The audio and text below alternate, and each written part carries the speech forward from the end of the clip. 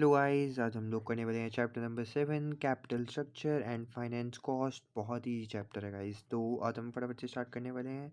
और सबसे पहले तो अगर हम बात करें टाइप ऑफ कैपिटल, कैपिटल का मतलब पहले समझ लो। तो कैपिटल वही होता है जो भी मतलब एक ओनर अगर अपनी कंपनी में पैसा डाल रहा है तो क्यों डाल रहा है, जो पैसा डालेगा उसको कैपिटल कहेंगे। ठीक है, तो पैसे आने की ज़रूरी नहीं है कि मतलब ओनर डाले इक्विटी हो। ठीक है, कुछ वो डेट वगैरह भी ले लेता है कि मतलब बाहर से उधार उधार ले लिया, तो वही आप पढ़ने वाले हैं। एक होता है लोन कैपिटल और एक होता है शेयर कैपिटल। लोन कैपिटल मतलब हो गया एक लोन नोट यानी कि डिबेंचर आप जिसे कह सकते हैं कि is a document issued by a company containing N acknowledgement of its indebtedness. मतलब अगर आप बाहर से कंपनी पैसा ले रही है एज अ डिबेंचर की मतलब हम पहले डेट ले लेते हैं, कंपनी में पैसा आ जाएगा और जैसे हमारी कंपनी की प्रॉफिटेबिलिटी बढ़ती जाएगी धीरे धीरे मतलब रीपे कर देंगे। क्योंकि जो भी अगर हम डेट लेते हैं तो उसको रीपे तो ऑब्वियसली करना ही होता है, साथ ही साथ उसका इंटरेस्ट भी देना होता है जो भी आपके मतलब मंथली बेसिस पे है, जो भी आपके मतलब एग्रीड टर्म्स होंगे। ठीक है, तो अगर हम इसकी बात करें तो वोटिंग राइट जो होते हैं क्रेडिटर, क्योंकि अगर हम किसी डेट ले रहे हैं तो एक टाइप का क्रेडिटर हो गया कंपनी के लिए, तो इसके पास कोई भी वोटिंग राइट्स नहीं होते। पहले हम लोन कैपिटल के बारे में बात करें तो इनकम की अगर बात करें तो contractual right to interest irrespective of वही इसके पास कॉन्ट्रैक्चुअल राइट होता है कि मतलब प्रॉफिट्स कंपनी कमाए या फिर ना कमाए, इनको कोई फ़र्क नहीं पड़ता है। अगर इनको इंटरेस्ट लेना है, मान लो अगर आपको 50,000 के एग्जांपल के लिए डिबेंचर आपने ले रखा है और आपको दे रखा है कि 1% इंटरेस्ट आपको देना ही देना है। ठीक है, तो 1% आपको इंटरेस्ट देना ही होगा जो भी अमाउंट आएगा। अगर कंपनी लॉस में है तो भी, अगर प्रॉफिट में है तो भी। ठीक है, अगर ज़्यादा प्रॉफिट कमा रही है तो भी उतना ही इंटरेस्ट, अगर कम प्रॉफिट कमा रही है तो भी, अगर प्रॉफिट नहीं कमा रही तो भी देना ही देना है। लिक्विडेशन की अगर बात करें तो प्रेफरेंशियल राइट टू रीपेमेंट, मान लो कंपनी की जो है मतलब बंद होने के कगार पे है, तो जो भी इनसे पैसा वैसा ले रखा होगा सबसे पहले आपको इनको देना पड़ेगा। क्योंकि जब भी कंपनी बंद होती है तो आपको सबसे पहले लाइबिलिटीज़ पे करनी होती हैं। ये भी एक तरह की लाइबिलिटी होती है, तो इनके पास प्रेफरेंशियल राइट होता है कि मतलब इनको भी पहले जो है वो रीपेमेंट कर दी जाए। वहीं शेयर कैपिटल है, share is the interest of a share holder in a company measured by some of money. जो भी आपकी जो भी इंटरेस्ट दिखा रहे हैं कंपनी के अंदर, जो पैसा डाल रहे हैं as a equity not as a debt. Debt मतलब हो गया आगे जाके रीपेमेंट करनी है। शेयर कैपिटल मतलब एक तरह से इक्विटी पैसा ही है, मतलब जितना भी प्रॉफिट होगा उसके हिसाब से हम पैसा बांटते हैं। तो a member of the company, क्योंकि वोटिंग राइट्स की अगर हम बात करें तो एक कंपनी के मेंबर की तरह यानी कि ओनर की तरह ट्रीट किए जाते हैं। Therefore voting right depending on class of share, मतलब जितनी भी क्लास ऑफ शेयर्स उनके पास रहेंगे, अगर बहुत ज़्यादा अमाउंट है जैसे मान लो कंपनी का 40 या फिर 50% तो है, मतलब वो शेयर होल्डर ही है। ठीक है, तो उसको ऑब्वियस सी बात है उसके वोटिंग राइट बहुत ज़्यादा होंगे और जो 10 है उसके इसके कंपैरिजन में कम होंगे। डिपेंड करता है कि कितने क्लास ऑफ शेयर्स हैं उसके पास। डिविडेंड जो है वो डिपेंड करता है ऑन अवेलेबिलिटी ऑफ प्रॉफिट्स। वही अगर प्रॉफिट होगा तो उसी हिसाब से उसको डिविडेंड मिल जाएगा, नहीं होगा तो नहीं मिलेगा। यहाँ पे ऐसा नहीं है कि मतलब प्रॉफिट नहीं हो रहा है तो इनको डिविडेंड देना ही देना है, ऐसा ज़रूरी नहीं है। और यहाँ पे देख लो इंटरेस्ट आपको देना ही देना पड़ता है। ठीक है, तो उसके बाद अगर हम बात करें लिक्विडेशन की तो receive repayment after creditors but can participate in surplus asset. इसका मतलब ये है कि जो भी मतलब बाहर के क्रेडिटर्स वगैरह, मतलब अगर कंपनी बंद हो रही है तो जो भी आपके क्रेडिटर्स हैं या फिर जो भी आपकी लाइबिलिटीज़ वगैरह सब कुछ अगर आप पे कर देते हो, तब भी कुछ अमाउंट आपका बचता है तो आपको फिर रीपेमेंट मिलती है। जो भी मतलब आप लोगों ने शेयर्स वगैरह खरीद रखे हैं, वरना जो भी उस आपके पास एसेट्स वैसेट्स बचते हैं, जो भी सरप्लस एसेट बचते हैं उसमें से आप लोगों को रीपेमेंट कर जाती है। और अगर नहीं बचते तो फिर आपको कुछ भी नहीं मिलता। देखो, इनका फ़ायदा भी है नुकसान भी है। अगर ज़्यादा प्रॉफिट होता है तो ज़्यादा डिविडेंड भी मिल रहा है, लेकिन अगर नहीं हो रहा तो फिर मिलेगा ही नहीं। मतलब जो रिस्क लेगा उसको मतलब आगे जाके प्रॉफिट भी मिल रहा है। वहीं यहाँ पर जो लॉन्ग कैपिटल वाले हैं वो मतलब अपना धीरे धीरे इंटरेस्ट के सहारे जीते हैं। उसके बाद प्रेफरेंस शेयर्स और ऑर्डिनरी शेयर्स भी आते हैं। प्रेफरेंस शेयर जो होते हैं इन पे वोटिंग राइट जो होता है वो कुछ भी नहीं होता है और रिस्ट्रिक्टेड रहते हैं। ये प्रेफरेंस शेयर का मतलब, और ऑर्डिनरी शेयर्स की अगर हम देखें तो नाम से ही पता चल रहा है प्रेफरेंस शेयर। ठीक है, प्रेफरेंस शेयर का ही मतलब हो गया कि हाँ इनको हम शेयर्स में प्रेफरेंस देने वाले हैं। अगर दो टाइप के कंपनी शेयर इशू करते हैं, प्रेफरेंस और ऑर्डिनरी, तो अगर जो प्रेफरेंस शेयर खरीदेंगे उनके पास वोटिंग राइट जो होता है वो कुछ भी नहीं रहता है, रिस्ट्रिक्टेड रहते हैं। वहीं पे अगर ordinary share normal shares issue करते हैं तो उनके पास वोटिंग राइट फुल रहता है। डिविडेंड राइट्स की बात करें तो फिक्स डिविडेंड मिलता है इनको, paid in priority other dividend, मतलब अगर जो भी प्रॉफिट है तो डिविडेंड बांटने की बारी है तो पहले प्रेफरेंस शेयर वाले को जाएंगे, उसके बाद ऑर्डिनरी शेयर वाले को। यूजुअली कोमुलेटिव होता है, मतलब एक साथ जितना भी आता है फिर उसी के साथ आपको इकट्ठा बांट देते हैं। और ये paid after preference dividend not fixed, इनका कोई फिक्स्ड अमाउंट नहीं रहता है, इनका फिक्स्ड अमाउंट रहता है। और वहीं सरप्लस ऑन वाइंडिंग अप तो prior return of capital but can not participate in any surplus. मतलब जो भी इन लोगों ने कैपिटल वगैरह लगा रखा है तो उसका रिटर्न इनको पहले ही मिल जाता है, लेकिन जो भी आगे लास्ट में सरप्लस वगैरह बच जाता है उसमें पार्टिसिपेट नहीं कर सकते। वहीं अगर वाइंडिंग अप मतलब वही जो लिक्विडेशन में पड़ रही है, ठीक है, तो अगर कंपनी बंद वगैरह हो रही है। और वहीं अगर यहाँ पे ऑर्डिनरी शेयर्स की बात करें तो entitle to share surplus assets, मतलब जो भी अगर लास्ट में एसेट वैसेट कंपनी बंद कर रही है, लास्ट में एसेट बचते हैं तो इनको उसमें से भी पार्ट मिलेगा after repayment of preference share. मतलब पहले प्रेफरेंस शेयर्स को पे करेंगे, फिर जितना भी अगर एसेट सरप्लस बच रहा है तो आप लोग ऑर्डिनरी शेयर्स वालों को दे देते हो। अगर लास्ट में शेयर कैपिटल की टर्मिनोलॉजीज ये सब एक एग्जांपल के रूप में समझेंगे।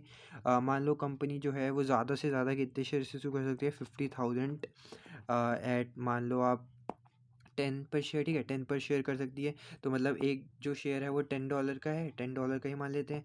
तो इतने जो शेयर्स हैं मैक्सिमम इशू कर सकती है, तो ये हो जाएगा authorise capital, the maximum number of shares a company can issue. जितने भी नंबर ऑफ शेयर्स जो है मैक्सिमम वो इशू कर सकती है वो ऑथराइज कैपिटल हो जाएगा।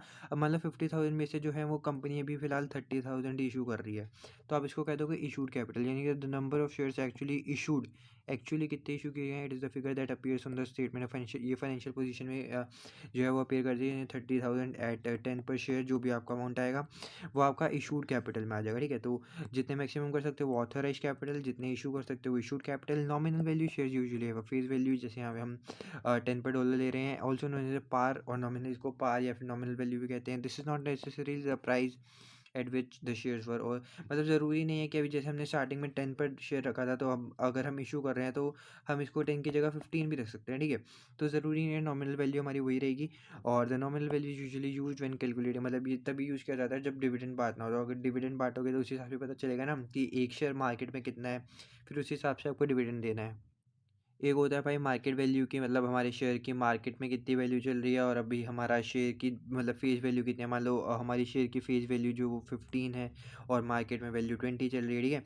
तो the market value of share is determined by the value of the business, मतलब जो भी बिजनेस की वैल्यू है उसे डिटरमाइन करते हैं। मतलब जो भी स्टॉक एक्सचेंज वगैरह अगर कंपनी लिस्टेड होती है तो वहाँ पे मतलब जो भी शेयर के एक्सचेंज वगैरह होते हैं उससे पता चलता है, नहीं तो it has no relevance to the company financial statement, इसका फाइनेंशियल स्टेटमेंट की कंपनी से कोई ताल्लुक है नहीं, ठीक है। तो अब आप मान लो कि अगर हमारा एक शेयर 15 की रुपीज़ 15 रुपीज़ या फिर डॉलर कुछ भी कह रहे हो, ठीक है, 15 रुपीज़ का है और आगे जाके जो है वो $20 में 20 रुपीज़ में हम बेच रहे हैं, तो जो भी हम एक्स्ट्रा 5 रुपये ले रहे हैं ना हर शेयर पे उसको शेयर प्रीमियम कहते हैं, क्योंकि हम हमारा जो शेयर है वो एक्चुअली में 15 रुपये का है, लेकिन हम उसको बेच कितने में रहे हैं, 20 रुपये में। तो जो 5 रुपये का हमें फ़ायदा हो रहा है उसको कहते हैं शेयर प्रीमियम, जिससे हमें जो भी शेयर पे है उस पर प्रीमियम मिल रहा है। वहीं पे बोनस इशू की बात करिए तो कुछ भी नहीं है, आप लोग फ्री में अपने जो है कंपनी वाले लोगों को फ्री में शेयर्स दे देते हो। अगर मान लो ये बंदा, ठीक है, बहुत अच्छे मेहनती काम कर रहा है, तो कंपनी ने क्या कहा कि इसके पास 2 शेयर तो पहले से ही हैं, 2 शेयर इसको और दे दिए फ्री के अंदर ही, फ्री में कुछ मतलब इससे लिया नहीं। Some the company equity reserve are use to issue full, मतलब कंपनी इक्विटी रिजर्व वगैरह बनाती है ताकि वो बोनस इशू, मतलब जो भी पैसा देना हो ना तो उसका उस बंदे इस बंदे से नहीं लेगी, जो अपना इक्विटी रिजर्व में से पैसे निकालेगी, इसको बोनस इशू कर देगी। एग्जिस्टिंग शेयर होल्डर्स को ही करती है, ठीक है, in proportion to the share holding, मतलब जितने भी पहले उनके प्रोपोर्शन थे उस हिसाब से। और doesn't raise any new fund, कोई न्यू फंड नहीं आता क्योंकि ऑब्वियसली बात है वो कुछ दे तो रहा नहीं है। Open carried out if the market price पर शेयर इज़ वेरी हाई, अगर मार्केट प्राइस बहुत ज़्यादा हाई चल रहा है तो आप क्या करते हो, अपने कंपनी वाले लोगों को ये बोनस इशू कर देते हो ताकि मार्केट प्राइस जो है थोड़ा लो हो जाए। It result in a fall in the market price as the value of the company divided between more share, क्योंकि शेयर्स अगर ऑटोमेटिकली अगर हम कंपनी के अंदर ज़्यादा दे रहे हैं तो मार्केट प्राइस ऑब्वियसली बात है कम हो जाना चाहिए, क्योंकि शेयर बढ़ रहे हैं लेकिन हमारे को कोई पैसा तो आ नहीं रहा, तो इसलिए मार्केट प्राइस अपने आप कम हो जाती है। वहीं पे राइट इश्यूज जो है new shares over to existing share holders in proportion to their share holding, इसकी वजह से न्यू फंड जो है वो आते हैं, shares usually offered at a discount. मतलब मान लो कि अगर हमारी मार्केट में वैल्यू देखो, अगर आप मैं डिस्काउंट में राइट इश्यूज़ का अगर एग्जांपल लें, मेरा $5 का जो था वो शेयर था, $5 का, इसको मैं जो है अपनी कंपनी के शेयर होल्डर्स को या फिर किसी को भी $3 के अंदर बांट रहा हूँ। तो मैंने क्या किया, एक तो डिस्काउंटेड प्राइस पे बांट दिया, $3 पे बिक रहा है, उसके बाद जो $2 है ना वो उसको वो एक टाइप का बोनस इशू है क्या, वो तो मैं फ्री में ही दे रहा हूँ, तो ये मेरा राइट इशू के अंदर आ जाएगा। राइट इशू के अंदर बोनस इशू और ये दोनों कंबाइन ही रहते हैं, तो सस्ते में बेच देता हूँ और बाकी एक्स्ट्रा जो $2 है वो बोनस इशू की तरह ट्रीट कर सकते हैं। बाकी अगर इतना नहीं है भी है तो आप ये समझो मार्केट प्राइस से अगर हम लेस में बेच रहे हैं तो वो राइट इशू के अंदर आ जाएगा। Therefore greater chance of success compared with share issues to public, मतलब यही अगर हम जो भी ग्रेटेस्ट चांस होगा हमारे पास सक्सेस के लिए अगर हम राइट इशू करेंगे। अकाउंटिंग कैसे करते हैं हम भाई? तो अगर issue of shares at premium for cash, मतलब अगर हम प्रीमियम में कर रहे हैं तो डेबिट क्या करेंगे? कैश बैंक, क्योंकि शेयर इशू करने से हमारे पास पैसा आता है। क्रेडिट क्या करेंगे? शेयर कैपिटल जितनी भी फेस वैल्यू थी, लाइक अगर फेस वैल्यू 10 की थी तो हम 10 से करेंगे। 5000 पे मतलब मान लो 10 की थी, ठीक है। तो 50,000 तो ये हो गया। मान लो हमारे पास 2 रुपये का प्रीमियम था, तो 5,000 इंटू 2 कर लो, जो कि होता है हमारा 10,000। तो नॉर्मल हमारे पास 50,000 शेयर कैपिटल से है, 10,000 शेयर प्रीमियम से, तो टोटल हमारे पास कितना पैसा है? 60,000। और अगर हम बोनस इशू करते हैं तो मैंने आपको बताया था इक्विटी रिजर्व हम बनाते हैं।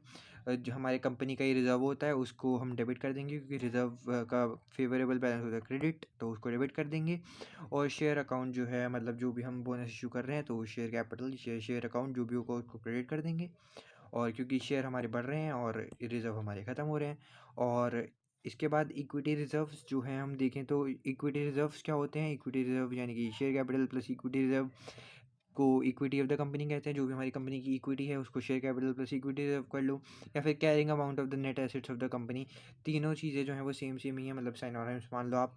कैपिटल रिजर्व आते हैं, रेवेन्यू रिजर्व आते हैं। कैपिटल रिजर्व जो होते हैं वो डिस्ट्रीब्यूट नहीं कर सकते हैं, इसके अंदर शेयर प्रीमियम और रिवैल्यूएशन सरप्लस आता है। शेयर प्रीमियम मैंने आपको बताया, जो भी excess of issue price of a share, मतलब वही अगर 10 वाला अगर मैं 15 में बेच रहा हूँ, जो भी मेरा एक्सेस अमाउंट है मान लो 5 का है, तो ये मेरा हो गया शेयर प्रीमियम के अंदर। Revaluation surplus arises when an increase in the value of non current asset is recognised.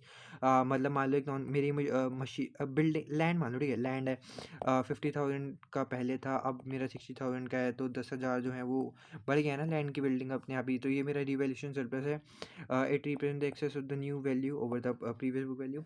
तो ये 10,000 मेरे, देखो ऑब्वियस ही बात है, लैंड की वैल्यू बढ़ गई, तो ये मेरा रिवैल्यूएशन सरप्लस है, मतलब रिवैल्यू करा मैंने एसेट, उससे सरप्लस आया, तो एक तरह से रिजर्व है। लेकिन ये जो है वो मैं उसको डिस्ट्रीब्यूट नहीं करता हूँ, बस अपनी कंपनी में रिजर्व बना के रखता हूँ। रिवेन्यू रिजर्व होते हैं, ये जो है वो डिस्ट्रीब्यूट किए जा सकते हैं। एग्जांपल देखो, एक्यूमुलेटेड प्रॉफिट, कंपनी जो प्रॉफिट बना रही है, जितना भी प्रॉफिट कमा रही है उसमें से जो है वो आगे जाके डिस्ट्रीब्यूट करते हैं। ऑब्वियस ही बात है, जो भी मतलब पहले डिविडेंड वगैरह पे कर दो, बाकी जो बचा वो कंपनी पे कर दो। एक होता है इन्वेंट्री रिप्लेसमेंट रिजर्व, जो कि अगर हम इन्वेंट्री को रिप्लेस कर रहे हैं, एक इन्वेंट्री की जगह दूसरी इन्वेंट्री को ला रहे हैं, उसमें जो भी बचता है वो पैसा जो होता है वो सेम प्रिंसिपल बांट दो। जनरल रिजर्व, एक नॉर्मल जनरल रिजर्व भी बना के रखते हैं। No specific purpose for the reserve, although legally the reserve can be distributed as a dividend. इसको एज अ डिविडेंड भी पे कर सकते हैं। Directors are indicating that it is not available for distribution.